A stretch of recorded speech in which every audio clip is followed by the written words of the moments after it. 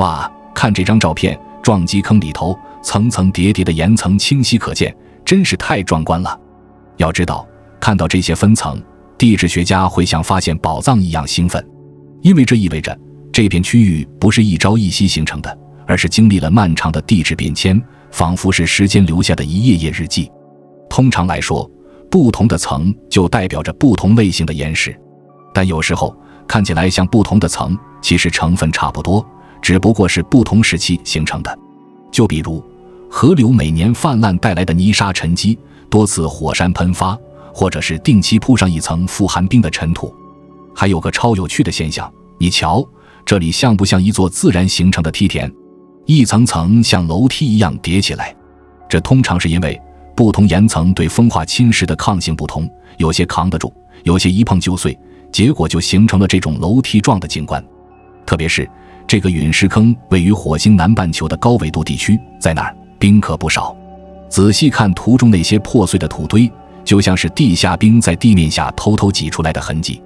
还有更神奇的，你会注意到一些坡面上有凹槽，像是有人在岩石上刻下的痕迹。科学家猜测，这可能是因为坡面受阳光照射升温，导致冰升华，也就是直接变成气体而形成的。如果我们能对这张图做更深入的研究，或许就能拼出火星这段沉积循环的完整故事。什么时候开始，经历了多少轮，持续了多久，一切都藏在这些岩层中。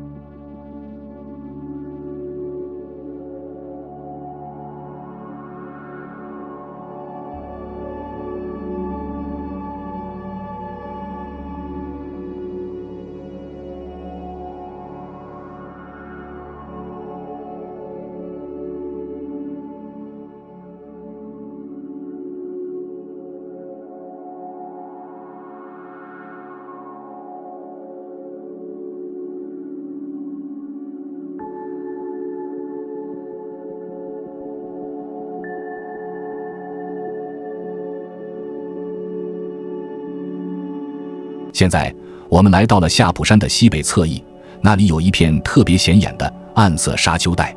这张图是清晨拍的，相机正对着朝阳方向，所以这些沙子看上去特别黑，可这并不是它们本来的颜色，而是被早晨的影子染上的。不过说到底，它们的颜色还是和矿物成分脱不了关系。这片区域的沙子本身就挺暗的。最有意思的是，这些由火星风塑造出来的沙丘上能看到两种不同的涟漪结构，一种比较大，波峰弯弯曲曲的，像是自然画笔随意挥洒；另一种更细腻紧凑，像是微风轻扫过的痕迹。有意思的是，大涟漪之间的间距大概有3米左右，而这种结构在地球上从来没见过。以前科学家也没觉得火星上会有这么独特的沙丘涟漪。换句话说，这些沙丘就是火星风和时间合作创作出的独一无二的地表画作。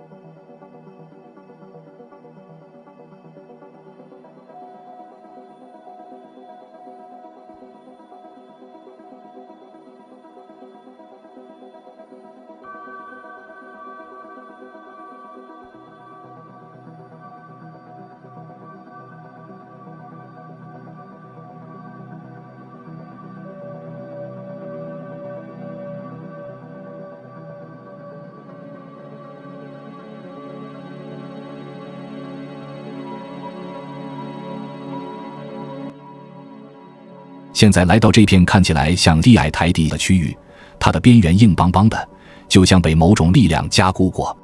科学家认为，这可能是远古地下水的杰作。这里是盖尔陨石坑的一部分。今年早些时候，好奇号漫游车正在探索这片区域。当年，当盖尔坑里的湖泊慢慢干涸，水退去，但仍有地下水沿着地层缓缓渗透。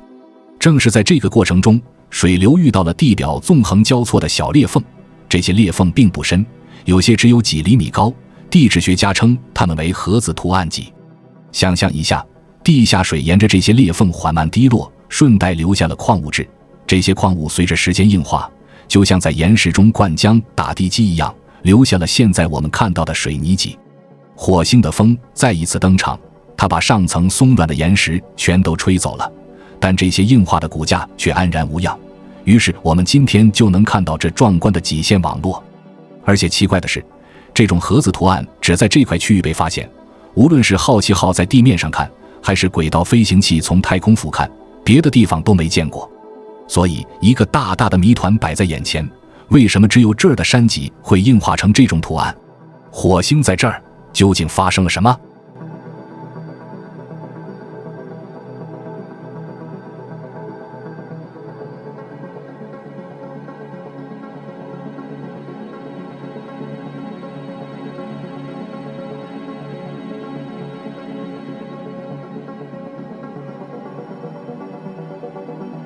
我们看到的是一个构造活动异常丰富的区域，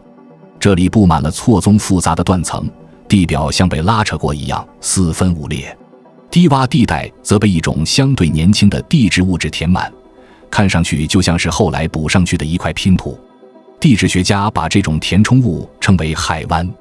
通过观察这些地层关系，科学家能导推出这些年轻物质是在什么时候闯入了这个地带，又是在多少年后地壳活动留下了这些断层。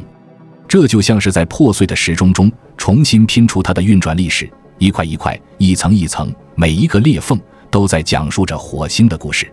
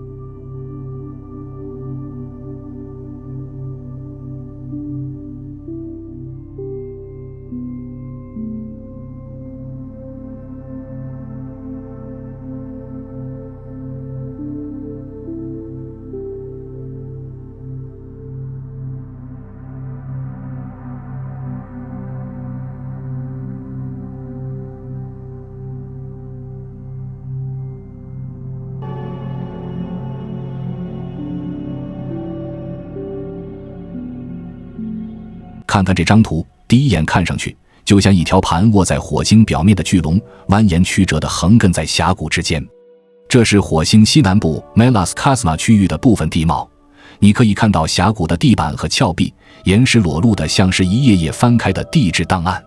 这个区域的地面结构非常奇特，由一块块浅色的石头嵌在深色地基里，就像巧克力蛋糕上撒了点杏仁碎。而在这些浅色的岩块里，高分辨率图像甚至能看到细致的分层，有些层厚度不过几米。这些石块大多数是圆圆的，像鹅卵石那样温顺，但也有些看起来棱角分明，边缘细长，像是被扭扭捏捏挤压出来的橡皮泥。这种奇怪的形态，地质学家认为可能是因为剧烈的构造活动造成的，就像大自然把这些石块揉搓、扭转、拉伸，最后抛在地表。你还可以看到风的痕迹，像细沙画出的波纹穿插在岩块之间。在深色的地层中，甚至还能发现一些细小的山谷，沿着岩石边缘蜿蜒流淌。更南边是两种不同地质单元的交汇点，浅色区域更薄，只在某些地方像露出的肌理那样暴露在地表，它们只在山谷中才能看到。这可能意味着它们要么是被水流带进来的沉积物，要么是被风化揭开的古老地层。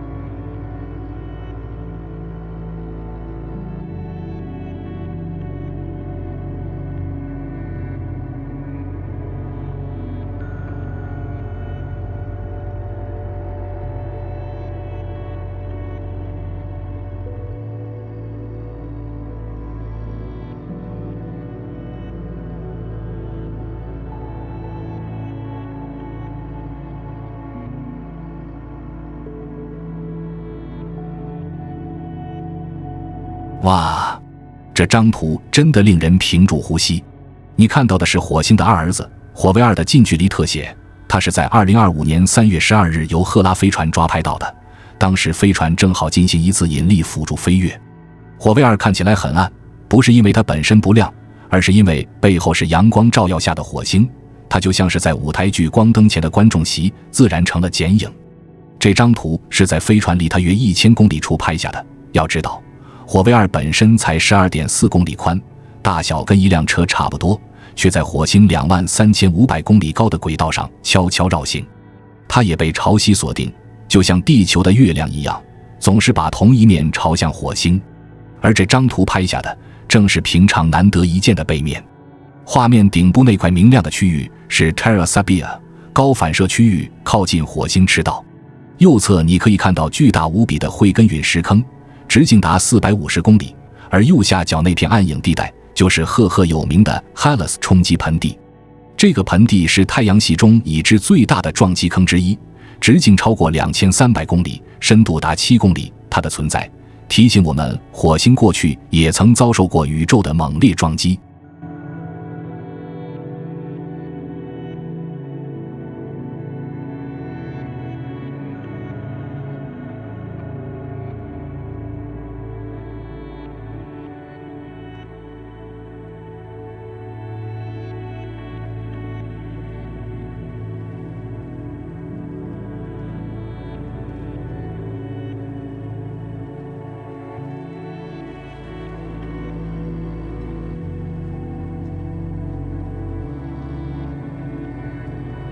火星地表有些地方藏着厚厚的粘土层，有的甚至能延伸几百英尺深。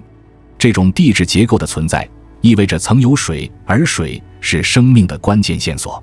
科学家对这些粘土漏头简直爱不释手，因为它们有可能保存着火星古代生命的蛛丝马迹。粘土是由化学风化作用产生的，需要温和而湿润的环境。几十亿年前的火星可能就像地球上的热带雨林一样，有湖泊，有雨水，有宁静的环境。而且这些地区并不像火星上那些动不动就断层、滑坡的高地那样剧烈，它们相对平坦而稳定。这样的环境有利于维持长期适合生命的条件。最新研究发现，大部分粘土都出现在低海拔、靠近湖泊沉积的区域，远离水流湍急的山谷网络。也就是说，那些地方的水更温柔，更适合生成这些粘土层。不过一个有趣的问题是，为什么我们在火星上没看到太多碳酸盐盐？在地球，有水和二氧化碳，火山喷发产生的新鲜岩石就会生成碳酸盐。但火星缺乏构造活动，没有新鲜岩石加入反应，结果温室气体也没法循环调节，气候就慢慢失控。而粘土可能在这个过程中吸收了本该生成碳酸盐的化学物质，把它们锁死在地表，阻止它们扩散开来。换句话说，这些厚厚的粘土不仅是火星湿润过去的化石，也可能解释了火星今天为何变得如此干燥、寒冷。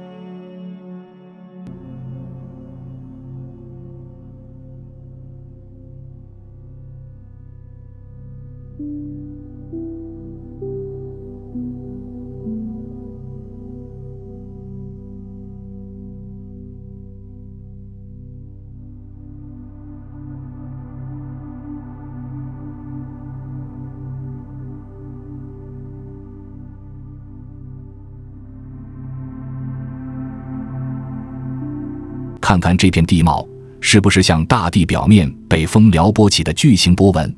这些巨型涟漪比我们平常看到的沙丘小，但又比常见波纹大，像是两者之间的地貌混血。它们大多被认为是过去气候的残迹，如今几乎静止不动，但有些地方却还在缓慢活动。幸运的是，有些区域的波纹被重复的沉积层覆盖，就像地质时间里的年轮，让科学家可以读懂它们的动静。在这张顺风角度拍摄的图像中，你可以清楚地看到巨型涟漪沿着黑色沙丘的边缘聚集，这是火星北极附近的沉积地带。仔细观察，你还能看到一些精细的正在活动中的波纹结构。到了夏天，火星北极的二氧化碳冰层会逐渐升华，就像冰霜变成雾气慢慢飘散，这时候巨型涟漪就开始苏醒，轻轻移动。是的，火星也有季节风，它们在夏季推动这些巨大的波纹缓慢地迁徙演化，就像火星风用无形的手雕刻着这片远古地貌的记忆。